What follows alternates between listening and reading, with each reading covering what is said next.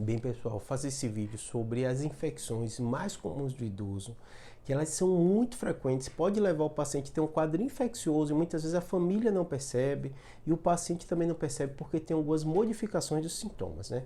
Então as três mais relevantes, né, são a pneumonia. A pneumonia é uma das principais causas de infecção que leva à morte no idoso. Muitos deles chegam no pronto-socorro já em sepse, né, que é uma infecção generalizada, muito relacionada, que um dos sintomas mais comuns que a gente fala da pneumonia é febre, nem sempre ela está presente no idoso, então você tem que ficar muito atento a isso. Às vezes ele chega com tosse, falta de ar, lembrando que o idoso normalmente ele pode ter algumas comorbidades, né, DPOC, problemas pulmonares, né, ou até problemas respiratórios, outros, né, relacionados a asma ou relacionados ao problema cardíaco, e às vezes isso confunde, né, porque ele já tem aquela tosse e de repente você não percebe tão forte o sintoma, como febre e outros, que aí pensaria mais em infecção, porque o sistema imunológico dele muitas vezes não responde tão bem como o jovem, às vezes a febre não é presente, né?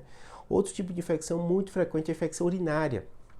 Muitas vezes o idoso já convive com problemas urinários, né? Às vezes incontinência, às vezes relação com problema de próstata no homem, na mulher, às vezes a parte vesical um pouco baixa, né? A famosa bexiga baixa, que a mulher solta um pouquinho a urina, né?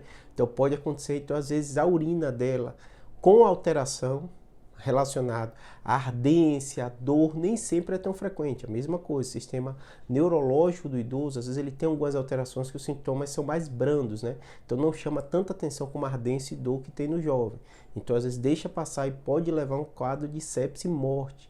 É muito comum chegar o paciente idoso, né? Tanto na pneumonia como na infecção urinária, que eu esqueci de falar na pneumonia, né? Muitas vezes ele chega confuso, rebaixamento de nível de consciência, porque a infecção já está aumentada, né, e não foi percebido sintomas inicial, né?